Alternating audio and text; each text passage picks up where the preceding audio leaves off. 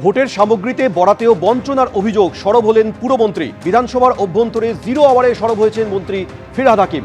কথা বলবো আমাদের প্রতিনিধি আশাবুল হোসেন, এই মুহূর্তে টেলিফোনে রয়েছেন। আশাবুল, ঠিক কি অভিযোগ?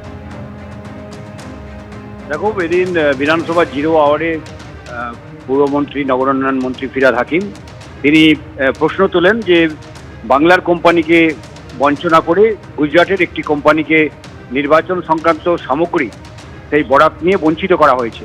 এবং তিনি বলেন যে বাংলার যে সমস্ত কোম্পানি টেন্ডারে অংশগ্রহণ করেছিল এবং আবেদন করেছিল তাদের এই বরাত পাওয়ার তাদের যোগ্যতা রয়েছে, কিন্তু যোগ্যতা থাকা সত্ত্বেও সেই সমস্ত কোম্পানিকে বরাত না দিয়ে গুজরাটের একটি কোম্পানিকে নির্বাচন কমিশন বেছে নিয়েছে।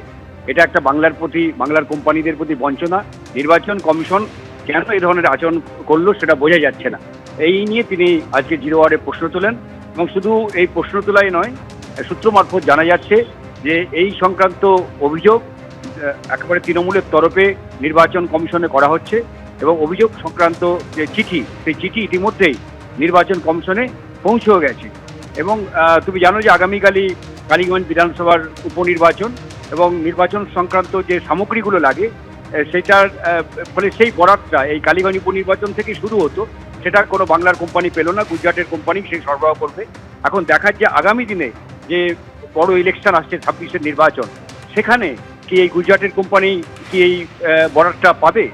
এটা কি এই বরাতই তারাই পাবে, বাংলার কোম্পানি পাবে না? এই বিষয়টা নিয়েও প্রশ্ন উঠছে। সামগ্রিক বিষয় নিয়ে তৃণমূল ক্ষুব্ধ এবং কেন নির্বাচন কমিশন এই ধরনের পদক্ষেপ করলো সেই প্রশ্ন তুলে নির্বাচন কমিশনে ইতিমধ্যেই তৃণমূলের তরফে চিঠি পৌঁছে গেছে। আশাবুল, ধন্যবাদ। রাজ্যে 100 দিনের প্রকল্প চালু করার জন্য কেন্দ্রকে নির্দেশ দিয়েছে কলকাতা হাইকোর্ট এবং তারিখ পর্যন্ত বেঁধে দেওয়া হয়েছে। 1 আগস্ট থেকে 100 দিনের প্রকল্পের এই কাজ চালু করতে হবে, এই নির্দেশ কেন্দ্রকে দিয়েছে আজ কলকাতা হাইকোর্ট। মহামান্য প্রধান বিচারপতি একথা বলছেন, কোনো কেন্দ্রীয় প্রকল্পকে অনির্দিষ্টকাল ঠান্ডা ঘরে পাঠিয়ে দেওয়া যায় না।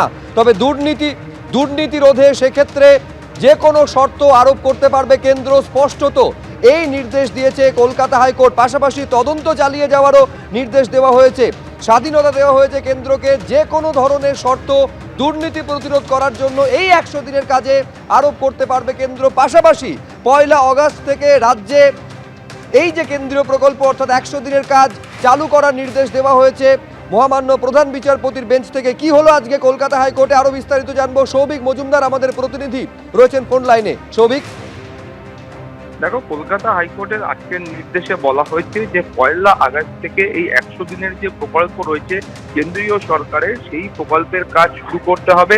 এবং স্পষ্টত কলকাতা হাইকোর্টের নির্দেশে বলা হয়েছে যে একটা দুর্নীতির অভিযোগ উঠেছে এবং সেই অভিযোগের ভিত্তিতে ইতিমধ্যে 1 দফা ইনভেস্টিগেশন হয়েছে এবং এখনো পর্যন্ত যে কেন্দ্রীয় কমিটি রয়েছে সেই কমিটিও ইনভেস্টিগেশন করছে। ফলত সেখান থেকে কিছু টাকা পুনরুদ্ধার করাও সম্ভব হয়েছে। কিন্তু এই মুহূর্তে এই ধরনের কেন্দ্রীয় প্রকল্প সেটা কিন্তু অনন্তকালের জন্য বন্ধ করে রাখা সম্ভব নয়। এবং সেই কারণেই মাননীয় প্রধান বিচারপতি তিনি নির্দেশ দিয়েছেন যে 1 আগস্ট থেকে এই প্রকল্পের কাজ শুরু করতে হবে।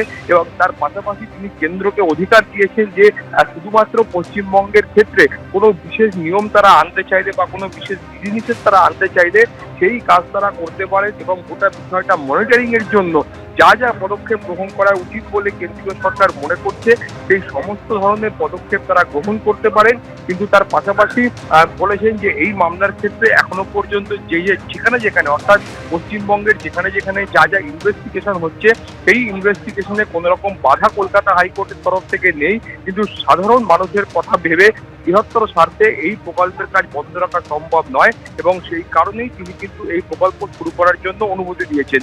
এবং তার পাশাপাশি তোমাকে বলবো যে কলকাতা হাইকোর্টে মূলত এই মামলা যখন হয় সেই সময় শুভেন্দু অধিকারী বিরোধী দলনেতা তিনি সহ আরো বেশ কয়েকটি সংগঠন তারা কলকাতা হাইকোর্টে দ্বারস্থ হয়েছিলেন এই মর্মে যে তারা কাজ করেছেন এবং কাজ করার পরে টাকা পায়নি, সেটা যেমন একটা দিক। তার পাশাপাশি তারা অভিযোগ করেছিলেন এই প্রকল্পে ব্যাপক দুর্নীতি হয়েছে। তারা অভিযোগ করেছিলেন বহু মানুষ যারা কাজ করেছেন, কাজ করে যারা কার্যত কাজই করেননি তাদের নামও এই তালিকায় আছে। ফলে এই ধরনের যে একাধিক দুর্নীতির অভিযোগ, সেই দুর্নীতির অভিযোগেই কিন্তু এই মামলা দায়ের হয়েছিল কলকাতা হাইকোর্টে এবং যার প্রেক্ষিতে এগিয়েছে। বেশ সৌভিক, আপাতত তোমাকে ধন্যবাদ।